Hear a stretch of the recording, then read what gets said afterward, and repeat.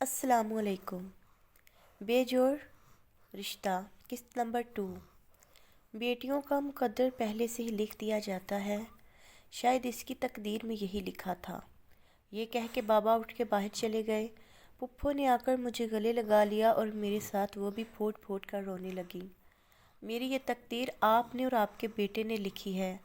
اب سے میرے ہر دکھ درد کے ذمہ دار آپ لوگ ہیں۔ میں بس اتنا ہی کہہ پائی۔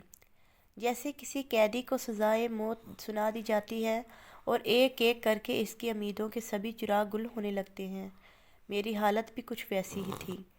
بابا کے جانے کے بعد ماموں بھی ان کے پیچھے چلے گئے، مجھے گلے لگائے۔ پھپھو نے میرے کان میں سرگوشی کی کہ اتنی جلدی ہار مت مانو۔ ان کی اس بات سے مجھے سہارا ملا۔ امی، میں آپ کو بتا رہی ہوں، میں خود خوشی تو کر لوں گی لیکن یہ قربانی نہیں دوں گی۔ میں اٹھ کھڑی ہوئی اور آنسو پونچھتے ہوئے اپنے کمرے کی طرف بڑھی۔ ممانی نے واویلا مچا دیا اور فرزانہ کو میرے پیچھے جانے کی تاکید کی۔ بینا، میری بات سنو بینا۔ فرزانہ مجھے آواز دیتی ہوئی میرے پیچھے آ گئی۔ میں اپنے کمرے میں گئی اور پہلے سے پیک شدہ بیگ جو امی نے کراچی کے لیے تیار کیا تھا بیڈ کے نیچے سے نکالنے لگی۔ کیا کر رہی ہو بینا؟ کچھ غلط مت کرو پلیز، فرزانہ میرا ہاتھ پکڑتے ہوئے بولی۔ میں کراچی جاؤں گی، میں اپنے خواب ایسے ریزہ ریزہ ہوتے نہیں دیکھ سکتی۔ بھائی کی غلطی کی سزا میں کیوں جھیلوں؟ میں نے صاف صاف کہہ دیا۔ سنو میری بات دھیان سے سنو، کیا تم نے کبھی شادی نہیں کرنی تھی؟ وہ مجھ سے پوچھنے لگی۔ کرنی تھی، بالکل کرنی تھی، پر اس طرح کبھی نہیں سوچا۔ میری آنکھیں پھر سے بھر آئیں۔ بس تم ایسے ہی سوچ لو کہ جو شادی تم نے کچھ سال بعد کرنی تھی وہ اب ہو رہی ہے۔ وہ مجھے سمجھانے کی ہر ممکن کوشش کر رہی تھی۔ فرزانہ بی بی، کسی اور کو مشورے دینا بہت آسان ہے۔ چلو ایک کام کرتے ہیں، تم بینا ہو اور میں فرزانہ۔ میں تمہیں کہتی ہوں اس کنویں میں چھلانگ لگا دو، تو کیا تم میری بات مان لو گی؟ میں نے اس کی آنکھوں میں آنکھیں ڈالی تو وہ خاموش ہو گئی۔ کیا ہوا؟ خاموش کیوں ہو؟ جواب دو، میں نے ضد کی۔ وہ اسی طرح خاموشی سے کمرے سے باہر نکل گئی اور میں کارپٹ پہ گھٹنوں کے بل بیٹھ گئی۔ فرزانہ نے امی اور ممانی کو جا کے بتایا کہ میں کراچی جانے کی ضد کر رہی ہوں۔ تھوڑی دیر بعد امی اور بابا میرے کمرے میں آئے۔ میں اسی طرح نیچے ہی بیٹھی تھی۔ انہیں دیکھ کے میں نے منہ دوسری طرف موڑ لیا۔ کچھ پل کی خاموشی کے بعد بابا بولے، تمہیں پتہ ہے ماں باپ کے لیے بیٹی رحمت کیوں ہوتی ہے؟ جب ماں یا باپ میں سے کوئی اس دنیا سے رخصت ہو تو بیٹا دنیا داری نبھانے میں لگا رہتا ہے، اور بیٹی تب تک جنازے کا ساتھ نہیں چھوڑتی جب تک تدفین کا وقت نہ آ جائے۔ بیٹیوں کی محبت خدا کی رحمت کی طرح بے لوث ہوتی ہے، اسی لیے بیٹی کو رحمت کہا جاتا ہے۔ اور پتہ ہے رحمت کی ضرورت سب سے زیادہ کس وقت پڑتی ہے؟ جب کوئی بہت بڑی مصیبت آ پڑے، تب انسان اس ذات سے رحم کے لیے گڑگڑاتا ہے۔ میرے اوپر بھی اس وقت مصیبت کے بادل منڈلا رہے ہیں۔ میں اپنی جھولی پھیلا کے تم سے اس مصیبت میں مدد کی بھیک مانگتا ہوں۔ بابا، اگر میں رحمت ہوں تو کیوں آپ مجھے اپنے گھر سے اور اپنی زندگی سے ہمیشہ ہمیشہ کے لیے نکال رہے ہیں؟ میں نے ان کی طرف نظر بڑھ کے دیکھا۔ میرے پاس شاید تمہارے سوالوں کا جواب نہ ہو، لیکن یہ بات حقیقت ہے کہ مجھے تمہاری ضرورت ہے۔ اب فیصلہ تمہارے ہاتھ میں ہے۔ اگر تم کراچی جا کر اپنے خواب پورے کرنا چاہتی ہو تو میں تمہیں بالکل نہیں روکوں گا۔ تمہیں اپنی زندگی کا فیصلہ کرنے کا پورا پورا حق ہے۔ وقت اچھا ہو یا برا گزر ہی جاتا ہے، ہم بھی یہ وقت گزار ہی لیں گے۔ یہ کہہ کے وہ کمرے سے باہر چلے گئے۔ امی بھی ان کے پیچھے پیچھے چل دیں۔ فجر کی اذان ہوئی، میں نے وضو کیا اور نماز پڑھی۔ سربسجود ہو کے میں نے اس ذات سے ایک ہی دعا کی کہ اے پالنے والے، مجھے سیدھا رستہ دکھا۔ نماز کے بعد میں کمرے سے باہر آئی۔ ڈرائنگ روم میں سب اسی طرح گم سم بیٹھے تھے۔ میں بابا کے پاس جا کے کھڑی ہوئی۔ میں تیار ہوں، آپ جیسا کہیں گے ویسا ہی کروں گی، لیکن میری ایک شرط ہے۔ سب نے چونک کے میری طرف دیکھا۔ کون سی شرط؟ بتاؤ، ہم تمہاری ہر شرط ماننے کو تیار ہیں، امی نے جواب دیا۔ میرے نکاح کے بعد آپ لوگوں سے میرا ہر رشتہ ختم ہو جائے گا۔ وعدہ کریں کہ نہ تو آپ مجھے سے کبھی ملنے کی کوشش کریں گے اور نہ ہی میں آپ لوگوں کی کوئی خبر رکھوں گی۔ ہو سکتا ہے ایسا وقت بھی آئے کہ آپ لوگوں تک میری موت کی خبر پہنچے۔ یہ بھی وعدہ کریں کہ آپ لوگ میرے آخری دیدار کے لیے بھی نہیں آئیں گے۔ آپ کو یہ بھولنا ہوگا کہ اس گھر میں کبھی کسی بیٹی کا جنم ہوا تھا اور میں یہ مان لوں گی کہ میں شاید کسی کی ناجائز اولاد تھی۔ اپنی عزت بچانے کے لیے میرے ماں باپ مجھے کوڑے کے ڈبے میں ڈال کے چیل کووں کے حوالے کر گئے۔ میری بات کے جواب میں سب نے سر جھکا لیے۔ عصر کے وقت میرا نکاح ہونا تھا۔ ہم دوپہر میں ہی نانا جان کے گھر پہنچ گئے۔ جلدی میں کسی کو یاد ہی نہیں رہا کہ شادی کا جوڑا بھی لانا ہے، پر وقت بہت کم تھا۔ ماموں کی بہو نے اپنی شادی کا جوڑا پیش کر کے بہت بڑا احسان کیا۔ جیسے قربانی کے جانور کے گرد لوگ جمع ہوتے ہیں، میرے ارد گرد بھی خواتین اور بچوں نے گھیرا ڈال دیا تھا۔ میں خاموش تھی۔ فرزانہ اور اس کی بھابھی نے مجھے دلہن بنایا، ایسی دلہن جس کے تن پہ موجود کپڑے بھی بھیگ کے تھے۔ ممانی کبھی کہیں سے 2 جھمکے لا کے میرے کانوں میں ڈال دیتی، کبھی کوئی ہار گلے میں، اور میں پتھر کی مورت بنے ساکت بیٹھی رہی۔ میرا بھائی تمہیں بہت خوش رکھے گا، مجھے یقین ہے۔ وہ بہت نرم طبیعت انسان ہے، کبھی کسی کو تکلیف نہیں دی۔ ایک انجان آواز میرے کانوں میں پڑی اور پہلی بار میں نے سر اٹھا کے اس لڑکی کو دیکھا جس کی قیمت میری صورت میں چکائی جا رہی تھی۔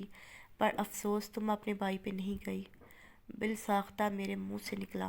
جواباً وہ خاموش رہی۔ اس کے پیچھے کاشف بھائی کھڑے تھے جن کی نم آنکھیں دور سے ہی پتا دے رہی تھیں۔ میں اٹھ کے ان کے سامنے جا کھڑی ہوئی۔ میری دعا ہے کہ خدا آپ کو وہ سب خوشیاں دے جن کی آج تک آپ نے خواہش کی ہے، جو اگر آپ ہی خوش نہ رہے تو میری قربانی رائیگاں جائے گی۔ ایک دعا یہ بھی کرتی ہوں کہ خدا آپ کو کبھی بیٹی نہ دے، جو اگر آپ کی قسمت میں بیٹی لکھی بھی ہے تو اسے یہ مت بتائیے گا کہ آپ کی کوئی بہن بھی تھی، شاید پھر کبھی ہماری ملاقات نہ ہو پائے۔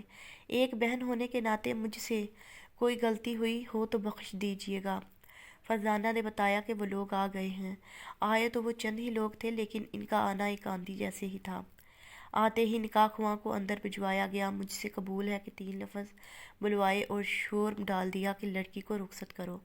میرے سارے رشتہ دار گھر کے دروازے تک مجھے چھوڑنے آئے اور جہیز میں وہی بیگ میرے ہاتھ میں تھما دیا گیا جسے میں کراچی لے کے جانے والی تھی، جس میں میرے نئے پرانے چند سوٹ اور کچھ ضروری سامان تھا۔ میں نے وہ بیگ واپس اپنی ماں کے ہاتھ میں پکڑایا۔ میں آپ کے گھر سے کچھ بھی نہیں لے کے جانا چاہتی، بس میری کوتاہیوں کے لیے مجھے معاف کر دیجیے گا۔ انہوں نے مجھے گلے لگایا۔ باری باری ایک ایک رشتہ دار نے مجھے الوداع کہا۔ بابا اور کاشف بھائی میرے سامنے نہیں آئے۔ میں بھی یہی چاہتی تھی کہ اس وقت میرا ان سے سامنا نہ ہی ہو۔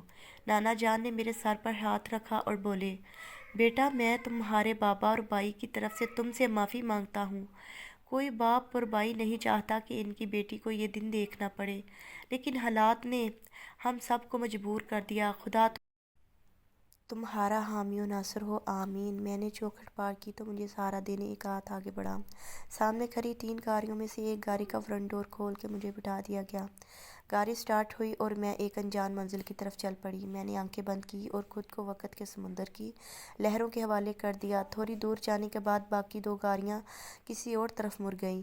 آنکھوں میں اتر آئے آنسوؤں کے طوفان نے میری پلکوں کے سارے بند توڑ دیے۔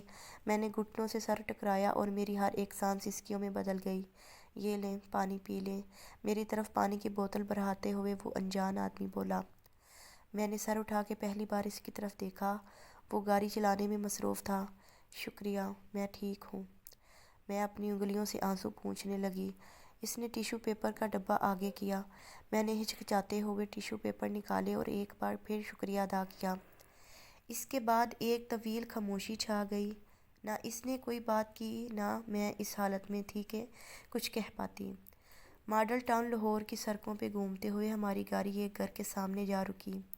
ہارن بجنے پہ مین گیٹ کھلا، گاڑی اندر داخل ہوئی۔ گاڑی کا ڈور کھول کے میرا استقبال کرنے والا وہی انجان شخص مجھے گھر کے اندر لے گیا۔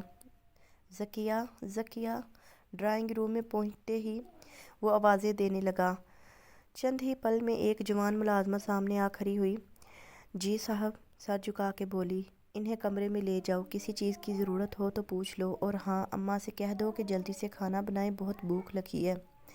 اس نے ملازمہ کو ہدایت دی۔ جی میں کہہ دیتی ہوں۔ ملازمہ مجھے ایک کمرے میں لے گئی اور بولی کہ میں فریش ہو کے کپڑے بدل لوں، میرے پاس پہننے کے لیے کوئی اور کپڑے نہیں ہیں۔ میں نے ملازمہ کو بتایا۔ وہ سر جھکا کے باہر نکل گئی۔ میں ڈریسنگ ٹیبل کے سامنے کھڑی ہو کے چند ایک زیور جو ممانی نے ڈالے تھے وہ اتارنے لگی۔ میرا ایک جھمکا بالوں میں اٹک گیا۔ میں اسے نکالنے لگی۔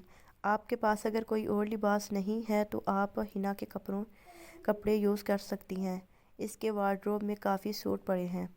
وہ کمرے میں آ کے مجھ سے پوچھنے لگا، حنا؟ حنا کون؟ میں نے پوچھا۔ وہ خاموش ہو گیا۔ میں بالوں سے جھمکا نکالنے کی تگودو میں لگی رہی۔ اس کی خاموشی سے مجھے اندازہ ہو گیا کہ حنا اس کی بہن اور میری بھابی ہے۔ نہیں، میں ایسے ہی ٹھیک ہوں، میں نے انکار کر دیا۔ جھمکے کے ساتھ اب بھی میری جنگ جاری تھی۔ وہ آگے بڑھ کے میرے پاس آ گیا۔ رکیے، میں آپ کی مدد کر دیتا ہوں۔ وہ اور پاس آ کے بولا، دور رہو مجھ سے، میرے پاس مت آنا۔ میں گھبرا گئی۔ وہ ہربرا کے پیچھے ہٹا۔ میں تو بس مدد۔ وہ شرمندہ ہو گیا۔ مجھے آپ کی کوئی مدد نہیں چاہیے، خدا کے لیے مجھے میرے حال پہ چھوڑ دیں۔ میں غصے میں چلائی، ایکسکیوز می، میرے لیے بھی یہ سب اتنا ہی مشکل ہے جتنا آپ کے لیے۔ میں نے بھی مجبوری میں شادی کی ہے، شوق نہیں تھا۔ وہ بھی چلایا، کیا مشکل ہے آپ کے لیے؟ کھویا کیا ہے آپ نے؟ میں نے پوچھا۔ میں نے اپنی بہن کھوئی ہے، تمہارے بھائی کی وجہ سے۔ نہ چاہتے ہوئے بھی اس بندھن میں بندھ گیا، وہ بولا۔ واٹ؟ جتنی غلطی میرے بھائی کی ہے اتنی ہی آپ کی بہن بھی ذمہ دار ہے۔ اور ہاں، اس نکاح سے کیا فرق پڑا آپ کو؟ آپ کی زندگی میں سب کچھ پہلے جیسا ہی رہے گا۔ یہ بات اور ہے، ایک شو پیس کا اضافہ ہوا ہے جسے آپ اس کمرے کے کسی ٹیبل پہ سجا دیں گے۔ اور میرے پاس کیا ہے؟ میں نے حقیقت اس کے سامنے کھولی۔ تمہارے لیے یہ سب کہہ دینا کتنا آسان ہے کہ تمہارا سب کچھ کھویا اور میرا کچھ نہیں۔ اس کی آنکھیں سرخ ہونے لگی۔ میں نے اپنا گھر کھویا ہے، ماں باپ بھائی رشتے دار سب کچھ چھوٹ گیا مجھ سے۔ میری آنکھوں میں آنسوؤں کا سمندر امڈ آیا۔ وہ پاؤں پٹکتا باہر جانے لگا۔ اور سن لو، میں نے سپنے کھوئے ہیں اور زندگی بھی۔ وہ ایک پل کے لیے رکا، نظر بڑھ کے مجھے دیکھا اور پھر چلا گیا۔ میں نے ایک جھٹکے سے بالوں میں پھنسا جھمکا نکالا اور فرش پہ پھینک دیا۔ جاری ہے۔ تو کیسی لگی آپ کو بے جوڑ رشتے کی دوسری قسط؟ کامنٹ سیکشن پر اپنی رائے ضرور دیجیے گا۔ اور اگر آپ میرے چینل پر نیو ہیں تو میرے چینل ACH ناولز وائس کو سبسکرائب کر دیں اور بیل آئکن کو پریس کر دیں تاکہ آپ کو ملتی رہے تمام چینل اپڈیٹس۔